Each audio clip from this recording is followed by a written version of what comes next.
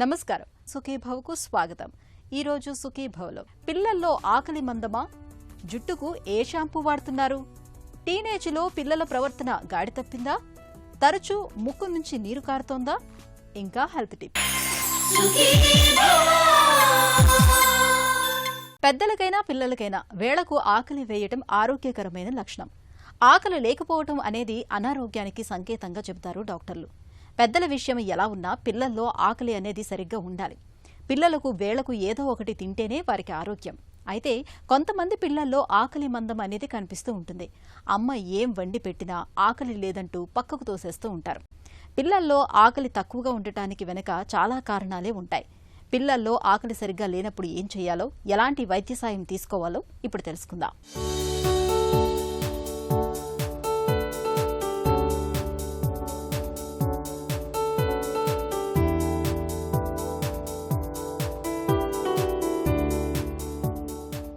చందమామ రావే జాబిల్లి రావే, కొండెక్కి రావే గూగు పూలు తేవే అంటూ చిన్నతనంలో తల్లులు ఎంచక్కా పాటలు పాడుతూ పిల్లలకు గోరు ముద్దలు తినిపించటం అనేది కాస్త వెనకటితరం వారికి చిరపరిచయమే. ఇప్పుడు అలాంటి కమనీయ దృశ్యాలు కనుమరుగైపోయాయి. జీవితం మరీ యాంత్రికంగా తయారైపోయిందా అన్నట్టుగా టంచెనుగా టైం ప్రకారం ఆకలి వేసినా వేయకపోయినా పిల్లల్ని పట్టుకుని నోట్లో తప్పనిసరిగా ఏదో ఒకటి కుక్కాలి అన్నట్టుగా తల్లులు బలవంతం చేయటం, పిల్లలు దానికి ప్రతీకారంగా తినకుండా ముప్పు తిప్పులు పెట్టడం, వాంతి చేసుకోవటం, ఆ తర్వాత తన్నులు, ఆపై బుజ్జగింపులు లాంటి సంఘటనలు ప్రతి ఇంట్లో సర్వసాధారణంగా కనిపిస్తున్నాయి. పిల్లల డాక్టర్ల దగ్గరకు వచ్చే కేసుల్లో దాదాపు 50% పైగా తమ పిల్లలు సరిగా తినట్లేదనే ఫిర్యాదులే ఉంటాయట. పిల్లలు సహజంగా ఆకలి లేకపోవడం కారణాలు వచ్చేసండి, అది యాక్చువల్లీ మనం పేరెంట్స్ చేసే తప్పు వల్లేనండి. యాక్చువల్లీ ఏంటంటే మనం ఫోర్స్ఫుల్ ఫుడ్ అనేది చాలా పేరెంట్స్ చేస్తుంటారు. తినాల్సిందే, ఖచ్చితంగా తినాలి అని చెప్పేసి. ఇట్స్ లైక్ అది వాళ్ళకి ఎలా అయిపోయింది అంటే ఫుడ్ ఎవర్షన్ అంటాం, ఆ స్టేజ్కి వెళ్ళిపోతారు పిల్లలు. సో వాళ్ళకి ఎట్టి పరిస్థితుల్లో మనం ఫుడ్ అనేది ఏంటంటే వాళ్ళకి ఎవర్షన్ అనే స్టేజ్కి తీసుకెళ్ళకూడదు. 9 months 10 months వచ్చిన తర్వాత బేబీస్కి మనతో పాటు చిన్న ప్లేట్ ఇచ్చేసి వాళ్ళని కూడా కొంచెం అన్నం వేసి వాళ్ళు ఆడుతూ 2-3 ముద్దలు తినడం అలా చేస్తూ ఉంటారు. పిల్లలు ఆకలి తక్కువగా ఉండడానికి కారణం వచ్చేసండి కొన్ని వచ్చేసి మనకి ఫంక్షన్ అంటాం, నాన్ ఫంక్షన్ అంటాం. Like organic cause and inorganic causes.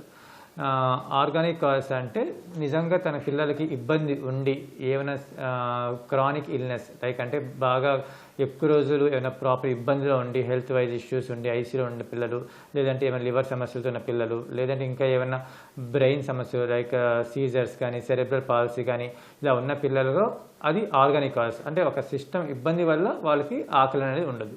అలాగే ఇన్ఆర్గానిక్ కాజ్ అంటే వాళ్ళకి ఓవరాల్గా బాడీలో పెద్ద ఇబ్బందులు ఏమి ఉండవు, మేజర్ ప్రాబ్లమ్స్ ఏమి ఉండవు, లైక్ అన్ని ఆర్గన్స్ బాగానే ఉంటాయి, కానీ వాళ్ళకి ఆకలి ఉండదు. దీనికి మెయిన్ కారణం అండి వచ్చేసి జంక్ ఫుడ్స్, బయట మనం పెట్టే జంక్ ఫుడ్స్ అనమాట. లైక్ పేరెంట్స్ మనం ఇచ్చే జంక్ ఫుడ్స్, చిరుతిండ్లు, జంక్ ఫుడ్స్ అంటే చిరుతిండ్లు.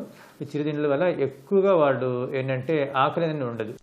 దాగుడు మూతలు, గోళీకాయలు, బొంగరాలు, కబడ్డీలు, ఖోఖోలు, వీటితో పాటే బడికెళ్లటం, సరదాగా చదువుకోవటం, ఇది ఒకప్పటి పిల్లల ఆటలు పాటలు, చదువు సంధ్యల చిత్రం.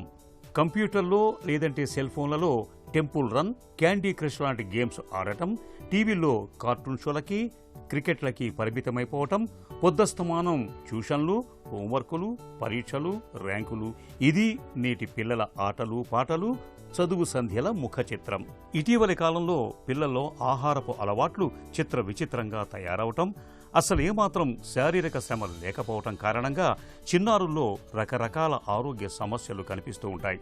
అలాగే స్వీట్లు, ఐస్ క్రీమ్స్, పిజ్జాలు, బర్గర్లు, చాక్లెట్లు, కోక్ పానీయాలు ఇలా నోట్లో పెట్టుకోగానే ఇట్టే అరిగిపోయి కొవ్వుగా మారిపోయే జంక్ ఫుడ్స్కి పిల్లలు ఇటీవల కాలంలో బాగా అలవాటు పడిపోతున్నారు. దీనికి తోడుగా ఏమాత్రం ఆటలు, శారీరక శ్రమ లేకపోవటం, పైగా చదువుల ఒత్తిళ్లు ఇవన్నీ కలగలిసి చిన్నపిల్లల్లో ఆకలిని చంపేయటంతో పాటు అధిక బరువు, స్థూలకాయం వంటి సమస్యల్ని తెచ్చిపెడుతున్నాయి. పిల్లలు సరిగ్గా తినకపోవడం వల్ల మనకి జనరల్గా వచ్చే ప్రాబ్లమ్స్ ఏంటంటే మెయిన్ మనకి acute mall nourishment and chronic అంటామండి. ఎక్యూట్ వచ్చేసి ఏంటంటే మనకి కొంచెం బరువు తగ్గడం, లేజీగా ఉండడం, బాగా వీక్గా ఉండడం, చురుగ్గా ఉండకపోవడం, స్టడీస్ మీద ఫోకస్ చేయకపోవడం, ఆల్వేస్ పడుకుంటూ ఉండడం, గేమ్స్లో పార్టిసిపేట్ చేయకపోవడం, ఇవన్నీ ఏంటంటే కొంచెం ఎక్యూట్ కాజెస్. క్రానిక్ కాజెస్ వచ్చేసారంటే మనకి దీర్ఘకాలికంగా తినకపోవడం వల్ల మోస్ట్లీ ఏంటంటే మనకి హైట్ ఎఫెక్ట్ అవ్వడం, అంటే స్టంటింగ్ అంటే హైట్ ఎఫెక్ట్ అయ్యిందండి బాగా పిల్లల్లో. బ్రెయిన్ వైజ్గా ఏంటంటే వాళ్ళకి ఎదుగుదల తక్కువ ఉంటుంది, దాంతో గ్రోత్ అనేది బాగా తక్కువ ఉంటుంది, స్కూల్ పెర్ఫార్మెన్స్ అనేది చాలా తక్కువ ఉంటుంది. ఇలా సహజంగా మేము పిల్లల్లో ఆకలి తక్కువ ఉంటే చూసే లక్షణాలు ఉంటాయండి. ఆకలి లేకపోవటం, సరిగా తినకపోవటం వంటి పరిస్థితి ఎదురవకుండా ఉండాలంటే పిల్లలకు స్వతంత్రంగా తినటం అలవాటు చేయాలి. ఒక వయసు వచ్చాక గోరుముద్దలు పెట్టటం లేదా బలవంతంగా తినిపించటం చేయకూడదు. కోపం, చిరాకు, ఆదుర్ద వంటి భావోద్వేగాలతో భోంచేస్తే పిల్లల్లో జీర్ణ సంబంధ సమస్యలు రావచ్చు. అందుకే పిల్లల్ని తినమని బలవంతం చేయటం, తినేటప్పుడు వేగంగా తినమని హడావుడి చేయటం, చదువు కావాలని కంగారు పెట్టడం కూడా మంచిది కాదని డాక్టర్లు చెబుతారు. పిల్లలు తినేటప్పుడు సంతోషంగా ఉండేలా చూడాలి. ఏదో ఒక పూట పిల్లలు అన్నం మానేసినా తినమని బలవంతం చేయకపోవటమే మంచిది. వారికి బాగా ఆకలి వేసినప్పుడే తింటారు. అయితే పిల్లలు తినే ముందు శుభ్రంగా చేతులు కడుక్కోవటం, తిన్న తర్వాత నోటిని బ్రష్ చేసుకోవటం లాంటివి అలవాటు చేస్తే మంచిది. ముఖ్యంగా పిల్లల్లో ఆకలి చక్కగా ఉండాలంటే మెయిన్ వచ్చేసి పిల్లల యొక్క రిక్వైర్మెంట్ ఎంతో తెలుసుకోవాలండి. అంటే అందరి పిల్లలు పక్క ఇంటి పిల్లలు ఎంత తింటున్నాడు, మన పిల్లడు ఎంత తింటున్నాడు అని ఎప్పుడు కంపారిజన్ చేయకూడదు. మన పిల్లవాడు తిన్న తర్వాత యాక్టివిటీలో ఏమి ఇబ్బంది అవ్వట్లేదు, చక్కగా ఆడుతున్నాడు, పెర్ఫార్మెన్స్ బాగుంది, మెదడు చక్కగా ఉంది, యాక్టివ్గా ఉన్నాడంటే వీ హ్యావ్ టు అడ్జస్ట్ అండి. దానికి మనం సాటిస్ఫై అయిపోవాలి. అండ్ ఎప్పుడు ఫోర్స్ఫుల్ ఫీడ్ అనేది మనం ఎప్పుడు చేయకూడదు. అండ్ కొంతమంది ఏంటంటే టీవీ పెడితే హ్యాపీగా పిల్లడు చూస్తూ తినేస్తారని చెప్పేసి అలవాటు చేస్తారు. అది ఎట్టి పరిస్థితుల్లో చేయకూడదు. మనం ఎంతసేపటికి మనతో పాటు కూర్చోపెట్టి తినిపించడం, మనం తింటుండగా వాళ్ళకి తినమని చెప్పడం, అలా స్లోగా వాళ్ళకి ఒక ఫుడ్ అనేది ఒక ఇంట్రెస్ట్గా క్రియేట్ చేసుకోవాలి మనం ఎప్పుడు కూడా. అండ్ టైమింగ్ అండి, ఒక టైంకి ప్రాపర్గా ఫుడ్ పెట్టే సిస్టమ్ అలవాటు చేసుకుంటా ఉంటే ఆటోమేటిక్గా ఆ టైం సైకిల్ అనేది మనకి రెగ్యులర్ అయ్యింది. స్కూల్ నుంచి వచ్చిన కానీ ఒక పిజ్జాను, బర్గరు ఇలా జంక్ ఫుడ్స్ కంటే కూడా వచ్చిన కానీ న్యాచురల్ ఎపిటైజర్స్ ఎలాంటివంటే మనకి నిమ్మరసం అలాంటివి, లేదంటే ఫ్రూట్స్ ఆర్ లైక్ న్యాచురల్ ఎపిటైజర్స్ అంటామండి. ఆ న్యాచురల్ ఎపిటైజర్స్ ఇవ్వడం వల్ల వాళ్ళకి సహజంగా 7ంటికి 8ంటికి అనేది ఆటోమేటిక్గా ఆకలి అనేది మొదలైపోయింది. ఇలాంటి చేయడం వల్ల చాలా వరకు మనం ఫుడ్ హ్యాబిట్స్ని బెటర్ చేసుకోవచ్చు. పిల్లలకు తిండి విషయంలో తల్లిదండ్రులే మార్గదర్శకులు. ఇంట్లో వారంతా చక్కటి ఆహారపు అలవాట్లను పాటిస్తూ ఉంటే పిల్లలు కూడా పెద్దలను అనుకరిస్తారు. ఇంటిలిపాది ఒకేసారి కూర్చుని తినటం లాంటివి చేయటం ద్వారా పిల్లల్లో చక్కని ఆహారపు అలవాట్లను పాదుకొల్పవచ్చు. అలాగే బయట దొరికే జంక్ ఫుడ్, కోక్ పానీయాలు కాకుండా ఇంట్లో తయారు చేసుకున్న సంప్రదాయ వంటలు, పానీయాల్ని పిల్లలకు అలవాటు చేయాలి. పిల్లలు కంప్యూటర్లు, సెల్ ఫోన్లు, టీవీలకు అతుక్కుపోకుండా ఆరు బయటకు వెళ్లి ఆడుకునేలా చూడాలి. ఆటపాటల్లో అలసిపోతేనే పిల్లలకు ఆకలి విలువ తెలిసేది. అప్పుడే వారు మారాన్ చేయకుండా తింటారు. అప్పుడు పిల్లల్లో ఆకలి లేకపోవటం, సరిగా తినకపోవటం అనే సమస్య ఉండదు. జుట్టు సంరక్షణ కోసం ఇవాళ మనం షాంపూలు మొదలుకొని డైల వరకు అనేక ఉత్పత్తుల్ని వాడుతున్నాం. అయితే ఏది పడితే అది కొనేసి వాడేస్తున్నాం, కానీ వాటిలో మన జుట్టుకు ఏది మంచిది, ఎలాంటి షాంపూను వాడాలి, కండిషనర్ వాడాలా వద్దా అనే విషయాలపై మనలో చాలా మందికి అంతగా అవగాహన ఉండటం లేదు. అలాగే తలకు నూనె పెట్టుకోవడం పైన కూడా చాలా సందేహాలు ఉన్నాయి. ఇక జుట్టుకు రంగేయడం విషయానికి వస్తే డైలను ఎంపిక చేసుకోవటం దగ్గర నుంచి వాటిని అప్లై చేయటం వరకు చాలా జాగ్రత్తలు తీసుకోవాల్సి ఉంటుందని చెబుతారు డాక్టర్లు. జుట్టు సంరక్షణ కోసం వాడే కెమికల్స్ విషయంలో ఎలాంటి జాగ్రత్తలు తీసుకోవాలో ఇప్పుడు తెలుసుకుందాం. ఇప్పుడు కొంతమందికి ఆయిలీ స్కాల్ప్ ఉంటుంది, వాళ్ళకి ఏ షాంపూస్ వాడాలని అడుగుతుంటారు.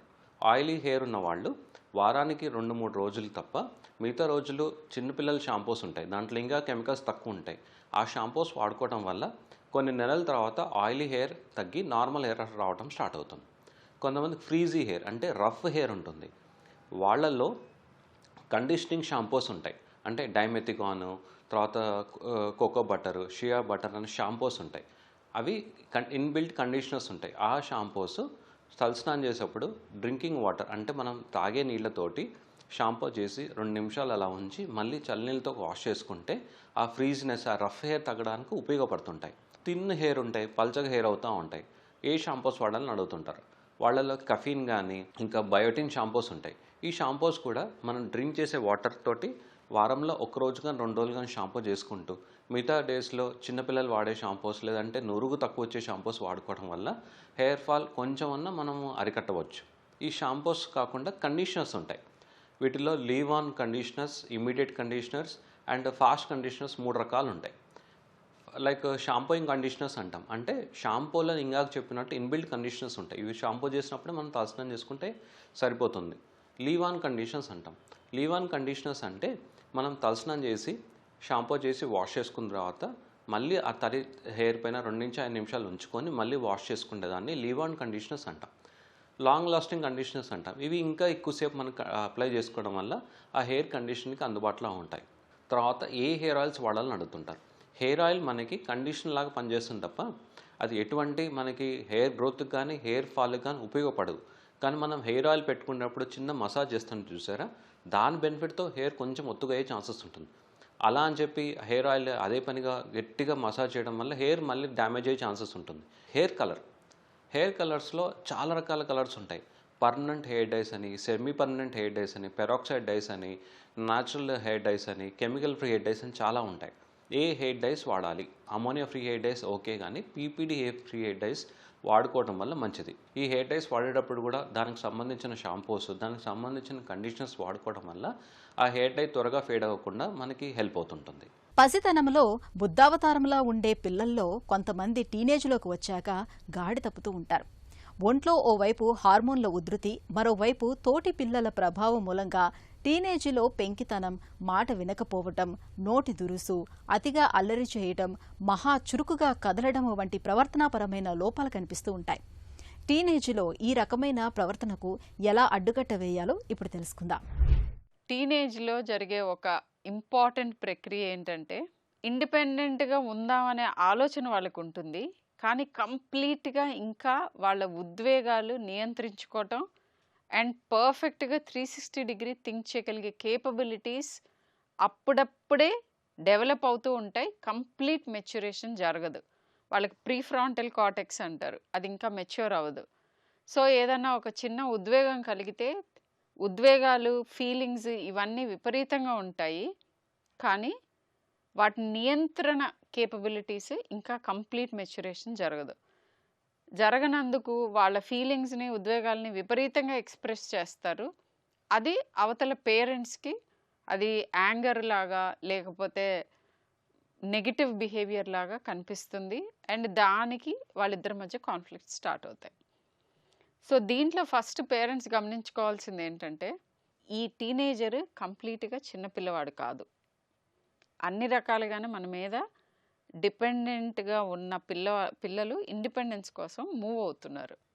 ఈ క్రమంలో వాళ్ళకి కావాల్సింది వెరీ ఇంపార్టెంట్ థింగ్, వాళ్ళ ఫీలింగ్స్, వాళ్ళ ఆలోచనలు వినే ఒక మనిషి, నెంబర్ 1.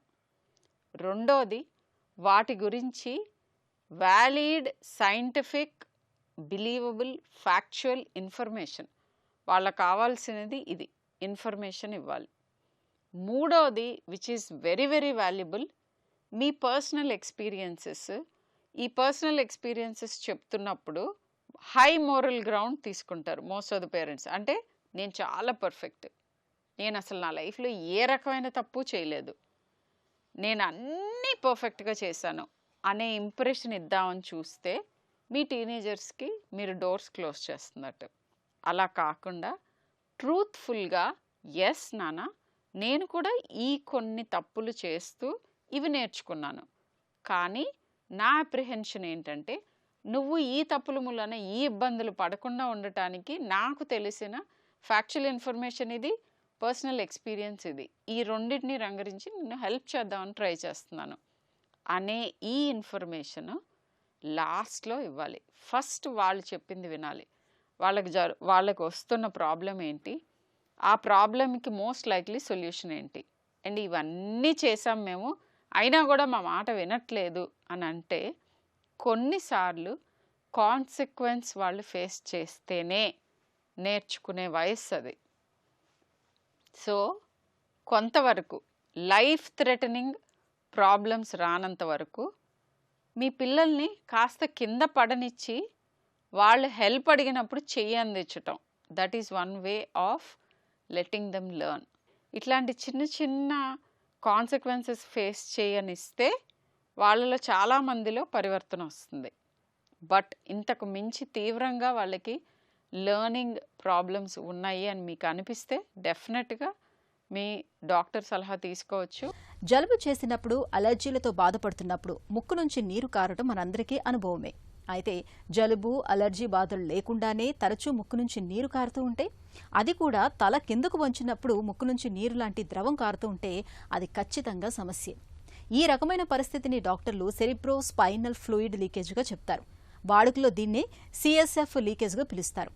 నిర్లక్ష్యం చేస్తే ప్రాణాంతకంగా పరిణమించే సిఎస్ఎఫ్ లీకేజ్ గురించిన పూర్తి వివరాల్ని డాక్టర్ని అడిగి ఇప్పుడు తెలుసుకుందాం.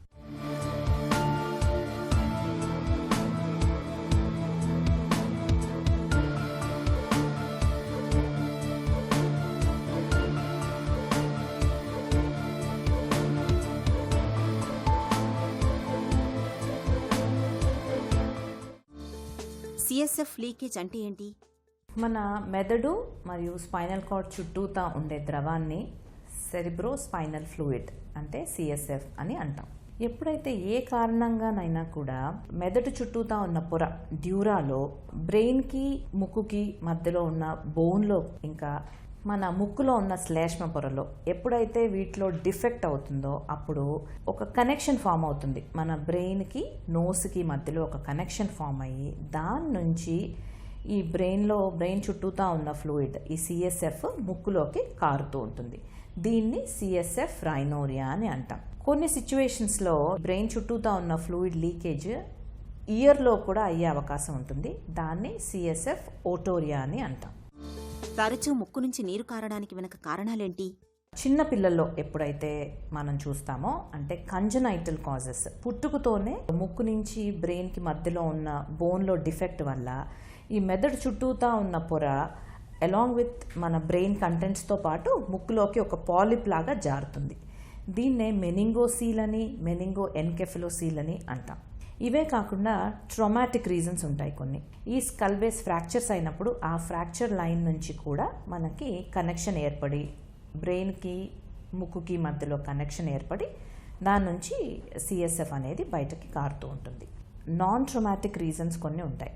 ఎప్పుడైతే వెరీ సివియర్ ఇన్ఫెక్షన్స్ ఉంటాయో అంటే ఫంగల్ ఇన్ఫెక్షన్స్ కానీ ఆర్ ఎక్స్టెన్సివ్ నేసల్ పాలిపోసిస్, ముక్కులో ఈ పాలిప్స్ బాగా ఎక్స్టెన్సివ్గా పెరిగిపోతాయో అప్పుడు కూడా ఈ ముక్కు నుంచి బ్రెయిన్కి మధ్యలో ఉండే ఈ బోన్ బాగా పల్చబడిపోయి దాని నుంచి సిఎస్ఎఫ్ కారే అవకాశం ఉంటుంది. ఇవే కాకుండా కొన్నిసార్లు మన బ్రెయిన్ చుట్టూతా ఉండే ఫ్లూయిడ్లో కొంచెం ప్రెషర్ ఉంటుంది. దీన్ని ఇంట్రాక్రేనియల్ ప్రెషర్ అని అంటాం. ఎప్పుడైతే ఈ ఇంట్రాక్రేనియల్ ప్రెషర్ బాగా పెరిగిపోతుందో అప్పుడు కూడా మనం ఈ సిఎస్ఎఫ్ లీకేజ్ అని ముక్కు ద్వారా కానీ చెవు ద్వారా కానీ చూస్తూ ఉంటాం. సిఎస్ఎఫ్ లీకేజీతో తలెత్తే అనర్థాలేంటి? మోస్ట్ డేంజరస్ కాంప్లికేషన్స్ వచ్చేసి మెనింజైటిస్. ఎందువల్ల వస్తుంది? ఎప్పుడైతే మన ముక్కు నుంచి బ్రెయిన్ వరకు కనెక్షన్ ఏర్పడుతుందో ఏ కారణంగా అయినా మనకు ముక్కులో ఇన్ఫెక్షన్ వస్తే ఆ ఇన్ఫెక్షన్ బ్యాక్టీరియల్ ఇన్ఫెక్షన్స్ ఏవైతే ఉంటాయో అవి బ్రెయిన్ వరకు స్ప్రెడ్ అయ్యి మెనింజైటిస్ అనే వ్యాధి వచ్చే అవకాశం ఉంటుంది. ఇదే కాకుండా ఈ గాలి ఎయిర్ బబుల్స్ ముక్కు నుంచి నా బ్రెయిన్ చుట్టూతా ఉన్న ఫ్లూయిడ్లో స్పేస్లోకి వెళ్ళి దీనివల్ల టెన్షన్ న్యూమోకెఫలస్ అనే వ్యాధి కూడా వస్తుంది. ఈ రెండు కొంచెం కాంప్లికేటెడ్ సిచ్యువేషన్స్. వీటిని ఎంత తొందరగా ట్రీట్ చేస్తే అంత మంచిది. సిఎస్ఎఫ్ లీకేజ్ని ఎలా నిర్ధారిస్తారు? ఎవరైతే ముక్కు నుంచి నీరు కారుతుంది అనే డాక్టర్ దగ్గరికి వస్తారో వాళ్ళల్లో కింద ఏమన్నా పడ్డారా, యాక్సిడెంట్ ఏమన్నా అయిందా అనేది మనం ఫస్ట్ అడగాల్సి ఉంటుంది. వీటితో పాటు ఏమన్నా ప్రీవియస్ సర్జరీస్ అయినాయా, ఏమన్నా సర్జరీస్లో కూడా ఎప్పుడన్నా ఎక్స్టెన్సివ్ సర్జరీస్ జరిగినప్పుడు కూడా ఈ లీకేజ్ అనేది మనం చూస్తూ ఉంటాం. ఇలాంటివి ఫస్ట్ హిస్టరీలో మనం ఎప్పుడైతే కన్ఫర్మ్ చేసుకుంటామో ఇది అవ్వచ్చు, సిఎస్ఎఫ్ రైనోరియా కావచ్చు అని ఎప్పుడైతే అనుకుంటామో అప్పుడు మన ఓపీడీలోనే డయాగ్నోస్టిక్ నేసల్ ఎండోస్కోపీ అనే ఒక పరీక్ష చేస్తాం. దీంట్లో లోపల ముక్కు లోపల ఎక్కడన్నా నీరులాగా కారుతోందా, ఏదన్నా ఏరియా నుంచి నీరులాగా కారుతోందా అనేది చూసి ఆ నీరుని కలెక్ట్ చేయొచ్చు. మనం ఏదైతే ముక్కు నుంచి కారుతోందో ఆ నీరుని కలెక్ట్ చేసి ఆ నీరుని కలెక్ట్ చేసిన నీటిని మనం ల్యాబ్ ఇన్వెస్టిగేషన్కి పంపించాల్సి ఉంటుంది. బీటా-2 ట్రాన్స్ఫరిన్ అనే ముఖ్యమైన ఇన్వెస్టిగేషన్ చేయాలి. దీంట్లో మనకి వెదర్ ఇఫ్ ఈ బీటా-2 ట్రాన్స్ఫరిన్ పాజిటివ్ వస్తే కనుక అది 100% సిఎస్ఎఫ్ అని మనకు అర్థమైపోతుంది. ఈ ఇన్ కేస్ మనకి అవైలబిలిటీ లేదు, బీటా-2 ట్రాన్స్ఫెరిన్ అవైలబిలిటీ లేనప్పుడు దాన్ని గ్లూకోజ్ పరీక్ష కూడా చేసి దాంట్లో ఎప్పుడైతే ఎక్కువ శాతం గ్లూకోజ్ ఉంటుందో అప్పుడు కూడా మనం దాన్ని సిఎస్ఎఫ్ అని కన్సిడర్ చేస్తాం.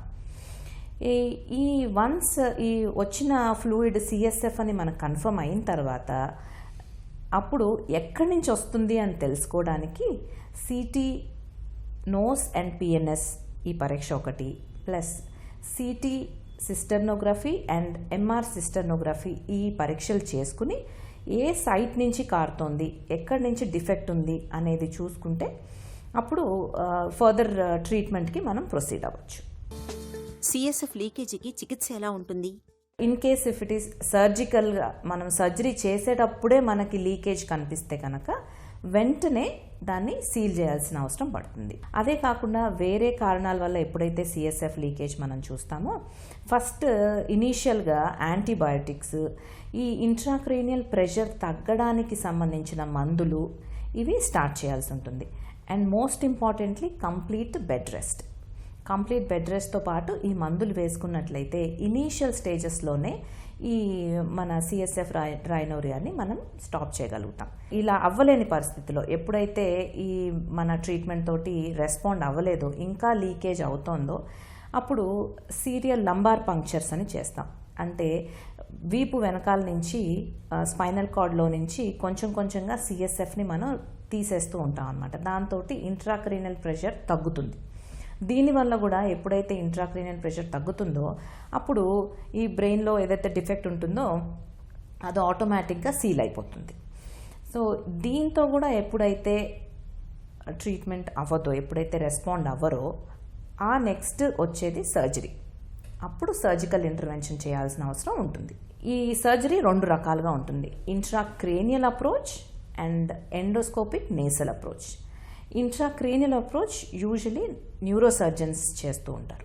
ఎండోస్కోపిక్ నేసల్ అప్రోచ్ ఇది ఎండోస్కోపిక్ ద్వారా ముక్కు నుంచి లోపలికి వెళ్ళి ఆ సైట్ ఆఫ్ లీకేజ్ ఎక్కడైతే ఉంది డిఫెక్ట్ అనేది దాన్ని కనుక్కుని ఫ్లాప్ ద్వారా కానీ వేరియస్ మెటీరియల్స్ ఫైబ్రిన్ గ్లూ కానివ్వండి, టిష్యూ గ్లూ ఇవన్నీ పెట్టి మనం దాన్ని సీల్ చేస్తాం అన్నమాట. జలుబు చేయకుండా తరచూ ముక్కు నుంచి స్వచ్ఛమైన నీటిని తలపించే ద్రవం కారుతున్నప్పుడు నిర్లక్ష్యం చేయకుండా వెంటనే డాక్టర్ని సంప్రదించాలి. సిఎస్ఎఫ్ లీకేజ్ వంటి సమస్యని తొలిదశలో గుర్తిస్తే తగిన వైద్యం అందించడం ద్వారా లీకేజీని ఇట్టే అరికట్టవచ్చు. ఇక ఈరోజు కార్యక్రమాన్ని ముగించే ముందు ఒక చిన్న చిట్కా మీకోసం. అవిసె గింజల్ని తరచుగా తీసుకోవటాన్ని అలవాటు చేసుకోండి. అవిసె గింజల్లోని ఒమేగా-3 రకానికి చెందిన కొవ్వులు మన రక్తంలో కొలెస్ట్రాల్ శాతాన్ని చక్కగా అదుపులో ఉంచుతాయి, రక్తం గడ్డగట్టే సమస్యని తగ్గిస్తాయి, ఒత్తిడి సైతం దూరం అవుతుంది.